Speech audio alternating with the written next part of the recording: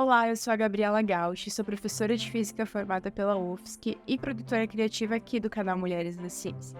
Hoje a gente vai receber a Lavínia, graduanda em Química pela UFSC, que vai nos contar um pouco como chegamos aos relógios dos dias de hoje. Você já se perguntou quem inventou o relógio? Bora conferir?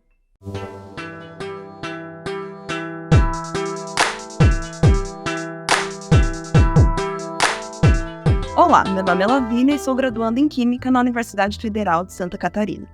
Você tem tempo? Sabe como ele é medido?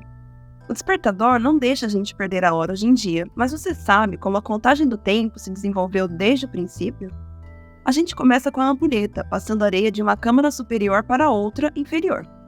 Sua criação é atribuída tanto aos egípcios quanto a Louis Prand, monge francês que viveu na região de Chartres no século VIII. No entanto, sua data de invenção é incerta. Uma ampulheta pode ter vários tamanhos, mas as mais difundidas foram a de 30 minutos e a de 12 horas.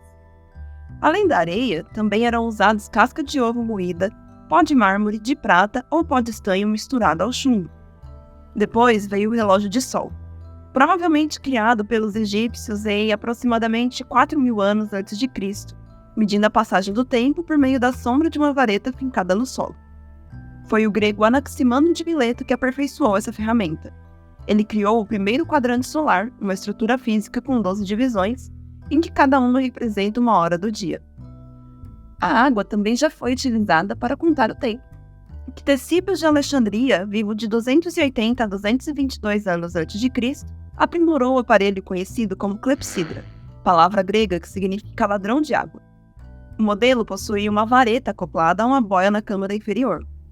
À medida que a água caía, a vareta girava uma engrenagem que marcava os números de 1 a 12. No entanto, ainda não marcava horas com precisão. Por volta de 1335 veio o relógio mecânico. Ele não dava a hora de forma mais eficaz que o relógio de água, mas certamente era mais conveniente. Na Europa, relógios em torres de igreja e prédios públicos se tornaram comuns. Pela primeira vez, as pessoas podiam saber as horas pelo número de vezes que um sino badalava. Inclusive, é por este motivo que a palavra inglesa clock deriva da palavra francesa cloche, que significa sino. Em 1504, uma invenção revolucionou o funcionamento dos relógios, a mola mestra em miniatura. Os relógios mecânicos precisavam ficar na vertical, pois eram movidos por pesos e precisavam da gravidade para funcionar. Já com a miniaturização da mola mestra, foi possível ter relógios de bolso. Tal feito foi realizado pelo serralheiro alemão Peter Hellman, e o pequeno relógio foi chamado em alemão de Uhr e em inglês de watch, que significa observar. Em 1656, Christian Huygens percebeu que se um pêndulo oscilasse dentro de um círculo sobre um arco pequeno, o período de oscilação do pêndulo seria constante. Então, ele prendeu 2 pesos a um pêndulo, de tal forma que o tempo que demoravam para subir e descer era constante. Este foi o primeiro instrumento a marcar as horas de forma precisa, inclusive os minutos. Era tão seguro que foi utilizado por cientistas. Chegamos aos relógios de pulso.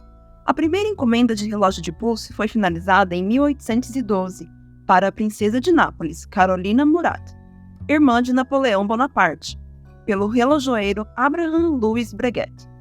A invenção é atribuída a Antony Patek e Adrien Philippe em 1868. O modelo tornou-se rapidamente popular como adereço feminino desde então. Somente no início do século XX o relógio se popularizou entre os homens, quando Santos Dumont encomendou de Louis Cartier um relógio de pulso adaptado para a aviação, tendo sido muito utilizado na Primeira Guerra Mundial. Contar o tempo também teve dinheiro envolvido. Em 1714, a Grã-Bretanha dependia fortemente de sua superioridade naval para impor sua influência em todo o mundo. No entanto, sem um método preciso para determinar a longitude, sua marinha foi prejudicada por acidentes, inclusive na ilha de Scilly em 1707, quando mais de 1.400 marinheiros morreram. Com isso, o governo britânico ofereceu um prêmio de 20.000 libras a quem inventasse uma forma mais eficaz de medir o tempo e determinar a longitude com exatidão, importante para os marinheiros na época das grandes navegações. John Harrison fabricava instrumentos e produziu 5 relógios tão precisos e eficientes que não eram afetados nem pelo balanço do mar. Após 5 meses no mar, o maior atraso entre os 5 relógios foi de 1 minuto. O pêndulo foi feito com liga metálica para que ficasse do mesmo tamanho em diferentes temperaturas, e assim medir o tempo com mais eficácia. Já no século XX, apareceu o relógio eletrônico, criado por Max Hetzel. Ele funcionava sem peças móveis e com mostrador digital. Os números do mostrador são de LED. E finalmente chegamos ao relógio atômico, utilizado como base para a definição internacional do tempo desde 1967. O primeiro foi construído em 1948 nos Estados Unidos. Uma versão aprimorada foi construída em 1955 no Reino Unido, baseada na transição do átomo de Césio-133.